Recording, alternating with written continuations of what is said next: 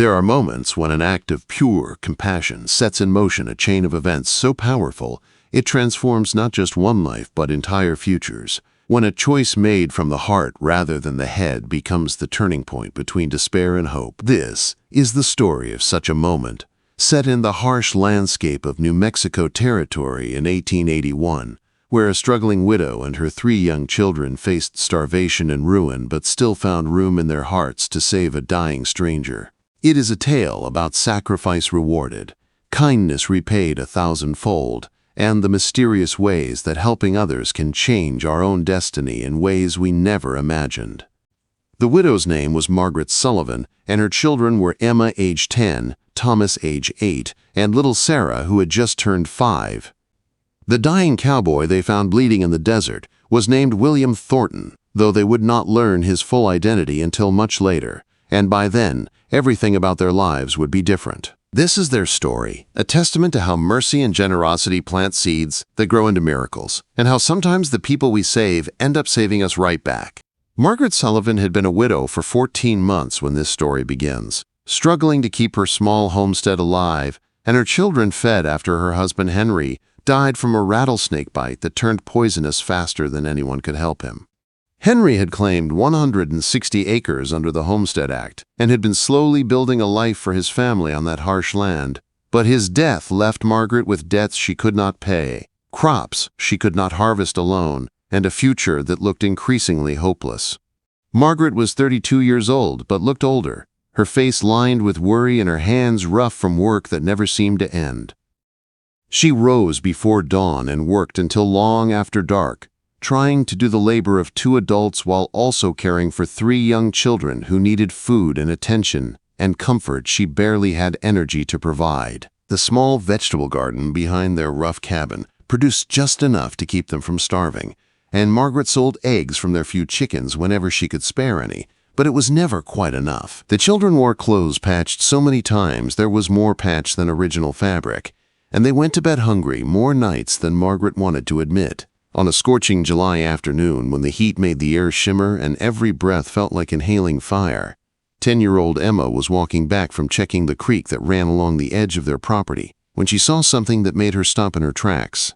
There was a man lying face down in the scrub brush about 50 yards from their boundary fence, and even from a distance, Emma could see blood staining the ground around him. She ran back to the cabin calling for her mother, her voice high with fear and excitement. Margaret came running with Thomas and Sarah behind her, and together they approached the fallen man carefully, unsure if he was alive or dead or dangerous. When they got close enough to see clearly, Margaret gasped at the sight of multiple gunshot wounds across the man's back and side, blood soaked through his shirt and his breathing so shallow it was barely visible. The man was unconscious and, burning with fever, his lips cracked from thirst, and his face gray beneath the dust and blood. Margaret knew immediately that this man would die without help, probably within hours in this heat, and she faced a terrible decision that would determine the course of all their lives. Margaret had 3 children to feed, and barely enough resources to keep them alive.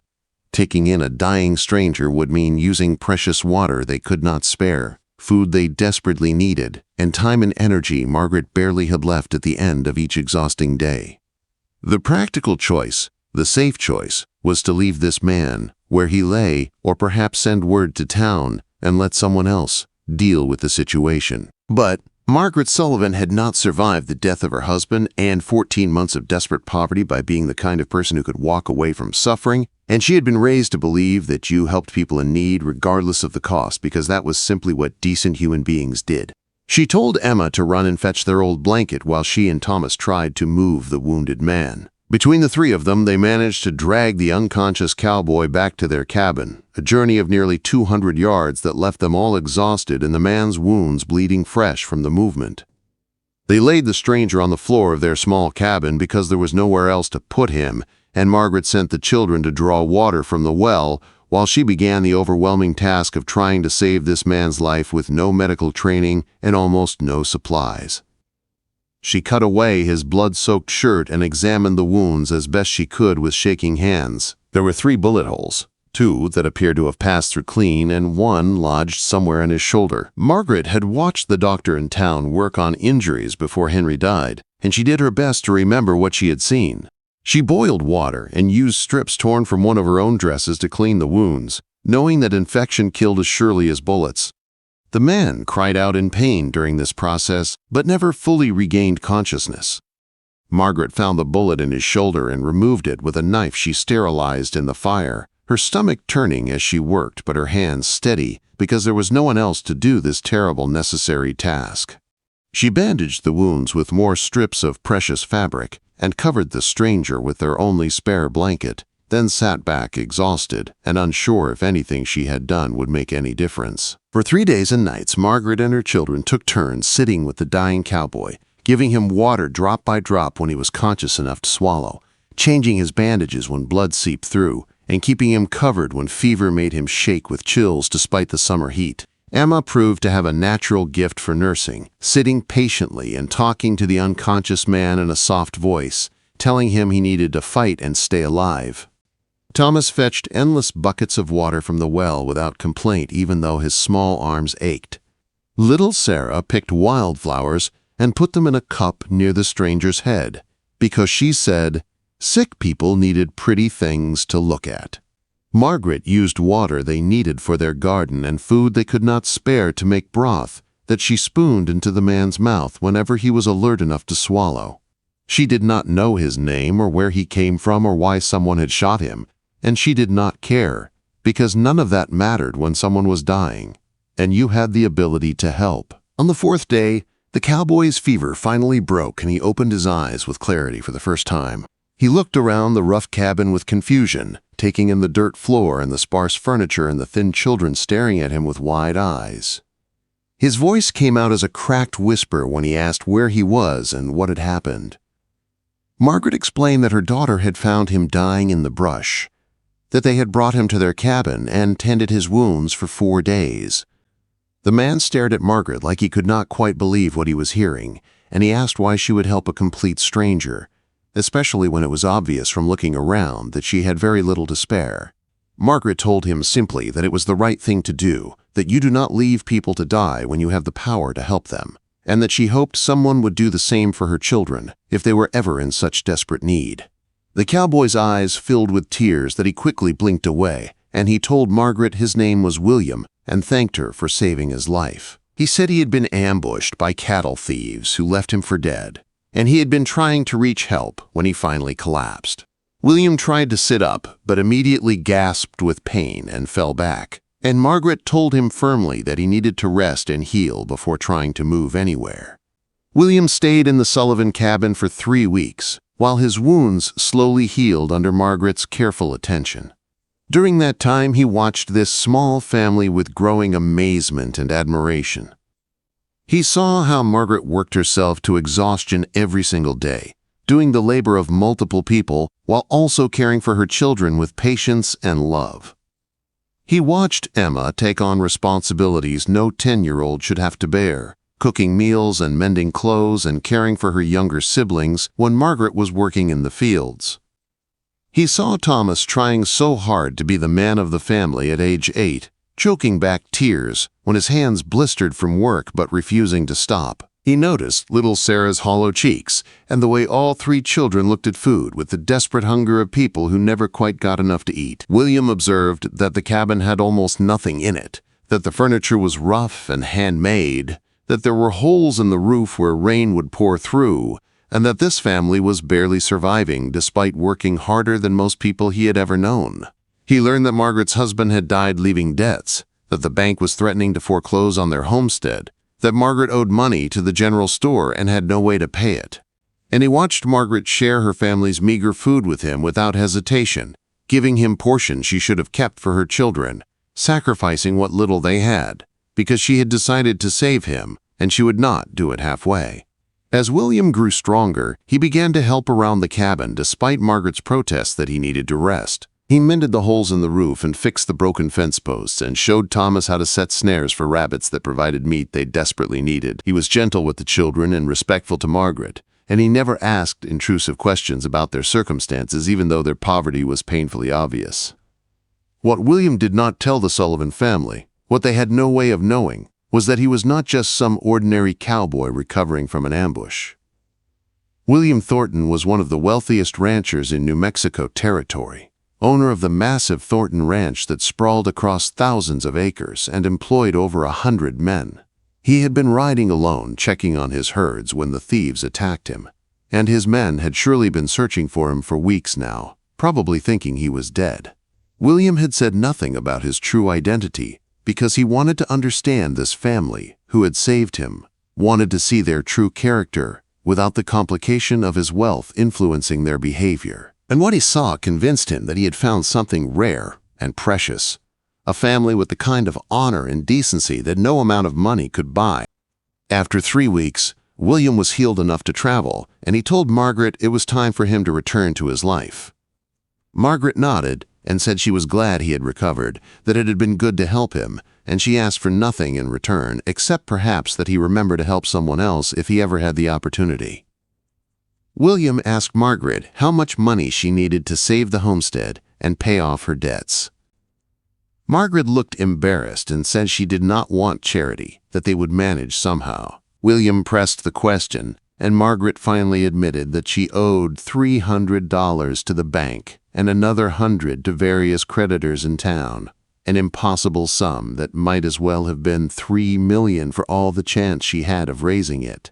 William reached into his saddlebag, which Emma had found in the brush near where her mother had discovered him, and which Margaret had carefully preserved. He pulled out a leather wallet and counted out $500 in bills, placing them on the rough wooden table. Margaret stared at the money like it was a hallucination, and she immediately tried to refuse, saying it was too much, that she could not possibly accept such a sum from someone who probably needed it himself.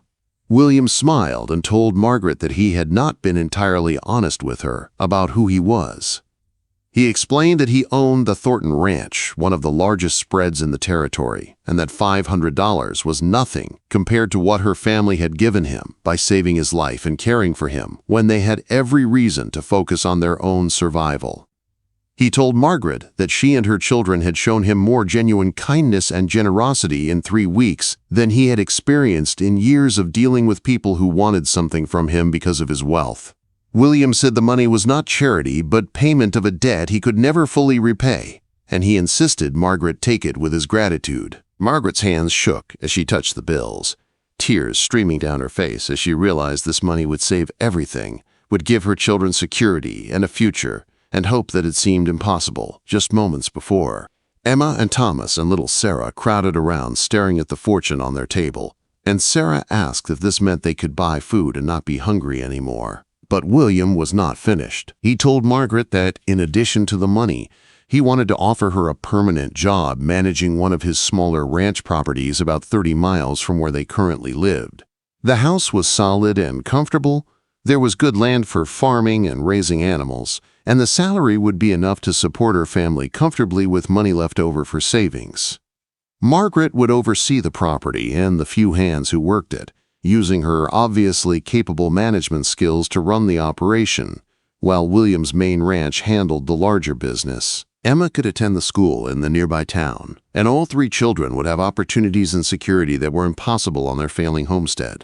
William told Margaret that he was making this offer not out of pity, but because he genuinely believed she had the skills and character to do the job well, and because he wanted to give her family the kind of future they deserved. Margaret could barely speak through her tears as she accepted, understanding that the stranger they had saved from death was now saving them in return, that an act of compassion she had made from the heart was being rewarded in ways she could never have dreamed. 2 weeks later, the Sullivan family moved to their new home on Thornton's property, and their lives transformed in ways that felt like waking from a nightmare into a beautiful dream. The house was larger than anything they had lived in, with real floors and windows that closed tight and a roof that did not leak. There was plenty of food and new clothes for the children and security that let Margaret sleep through the night without constant worry eating at her. Emma attended school and discovered she loved learning, eventually becoming a teacher herself.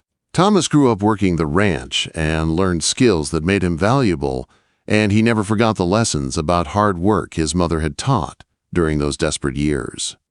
Little Sarah had a childhood of play and laughter instead of hunger and fear, and she grew up knowing that kindness and compassion were the most important values a person could hold. Margaret managed the property with the same fierce dedication she had applied to her failing homestead, and William came to rely on her judgment and respect her abilities.